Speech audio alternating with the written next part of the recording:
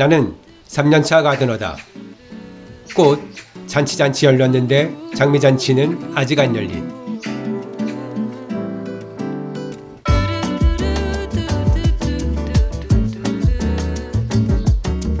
뽀송뽀송 매끌매끌 잎들도 꽃들도 뺀질뺀질해야 할 5월 중하순에 하루 걸러 한 번씩 비가 오는 이제 우리나라도 5월부터 우기구나.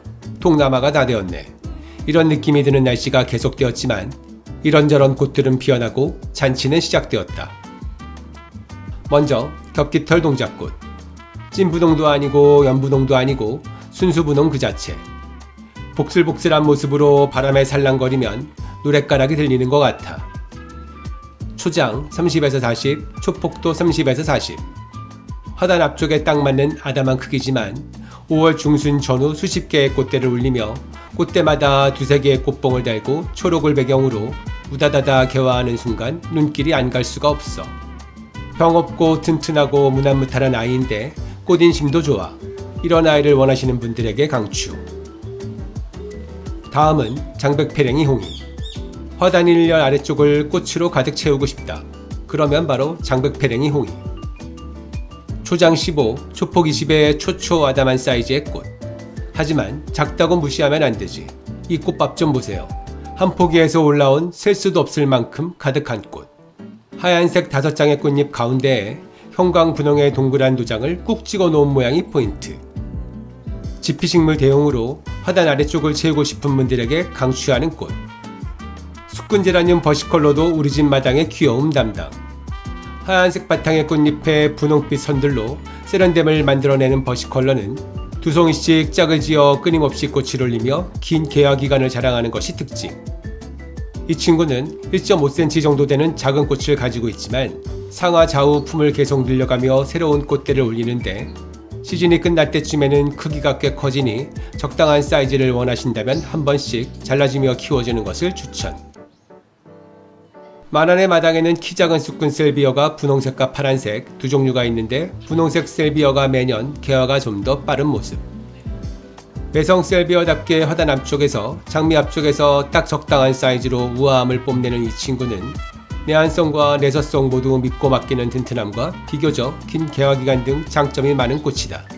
라벤더를 키우고 싶은데 라벤더는 맨날 죽어. 이런 분들이라면 그 대체품으로 한번 키워보면 후회 없는 친구가 바로 쑥근 셀비어. 베로니카 블루스트릭 다음으로 개화한 베로니카는 로얄 블루. 이 친구는 장미 밸런시필 밑에서 고생하고 있다가 작년 가을 지금의 자리로 옮겨주었는데 위치 선정이 여전히 잘못되었는지 웃자라는 모양새다.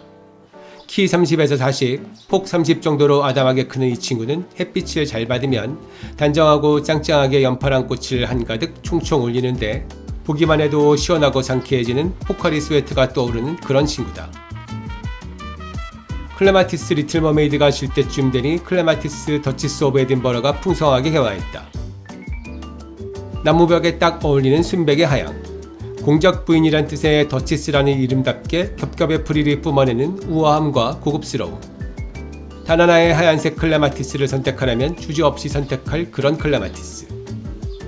더 이상 올라갈 곳이 없어 엉켜버린 젤 윗부분을 어떻게 처리해야 할까 난감하지만 일단 이번 5월은 풍성함을 즐기기로. 메발톱 블루에 이어 짙은 빨강의 발로우 보르도가 개화. 파란색의 일반 메발톱보다 훨씬 긴 꽃대, 하지만 파란색보다 절반의 꽃 크기. 파란 메발톱이 종모양이라면 이 친구는 별모양. 반음지 깊숙한 곳에 자리 잡은 이 친구 역시 파란색 메발톱처럼 꽃이 펴도 눈에 잘 안 띄는 것이 단점이라면 단점. 5월 중순이 넘어가면 장미가 가득 피어 있어야 할 것 같은데 올해 만안의 장미는 지금까지 가드니와 퍼퓸 에버스케이프만 본격 개화 중이다. 우리나라 에버랜드에서 육종한 한국 장미인 에버로즈 가든 에버스케이프는 5장의 꽃잎을 가진 단아한 혹겹장미로 필 때는 다홍색, 질 때는 분홍색 두 가지의 색깔이 어우러져 울긋불긋 우리나라 전통의 아름다움이 듬뿍 느껴지는 그런 장미다. 봄부터 가을까지 개화가 끊이지 않는 노동장미의 대표주자. 병없고 튼튼하고 키우기 쉬운 아담한 장미지만 왜인지 우리 집에서 거대 장미가 되어가는 중. 2022년 국제장미대회에서 최고상인 금상을 비롯해 사관왕을 수상한 또 다른 에버로즈 퍼퓸 에버스케이프도 가든 에버스케이프와 마찬가지로 병 없고 건강한 건 두말하면 잔소리. 장미 향수 그 자체일 정도로 쨍한 향기로움을 마당 한가득 풍기는 퍼퓸이는 형광 분홍의 큼지막한 꽃을 자랑하는데 꽃이 활짝 피면 마치 모란을 연상시키는 기품 있는 모습을 보여주는 친구. 위로 쭉쭉 직립성의 단순한 수영에 반복 개화성도 우수하니 장미 향기는 이런 것이다를 느껴볼 수 있는 쉽게 키우는 장미를 찾으신다면 퍼퓸 에버스케이프가 딱. 또 다른 한국 장미 로즈원의 봄해를 비롯해 헤르초킹 크리스티아나, 노발리스, 벨렌슈필 등 만안의 몇몇 다른 장미들 소식은 6월의 일기에서 계속. 5월이 가기 전 해야 할 정원일이 있다면 순지르기가 있다.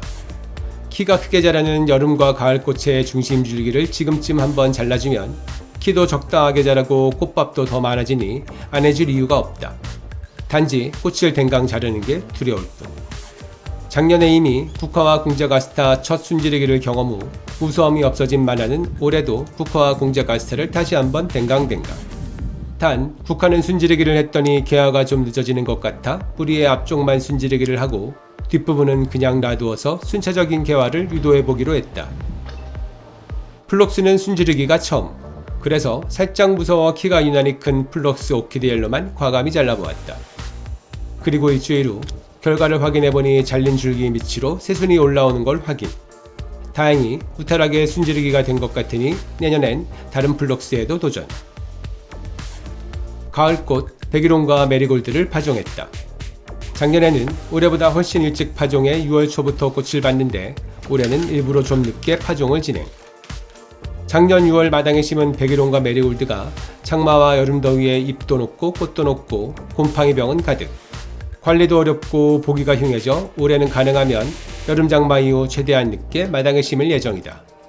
백일홍과 메리골드는 가을 정원에 빠지면 왜인지 섭섭한 친구들이니 작년과 비교해 종류를 절반으로 줄여 욕심을 부리지 않고 딱 키워보고 싶은 아이들로만 파종을 해 코딱지 정원의 가을을 채워볼 생각. 쌀쌀했던 5월 초가 엊그제였는데 5월 하순이 되니 초여름의 기운이 몰려왔다. 날씨의 변화가 그야말로 드라마틱. 세상이 점점 바뀌어가고 있음을 온몸으로 느끼는 중이다. 오늘 필 꽃이 내일로, 내일 필 꽃이 어제로.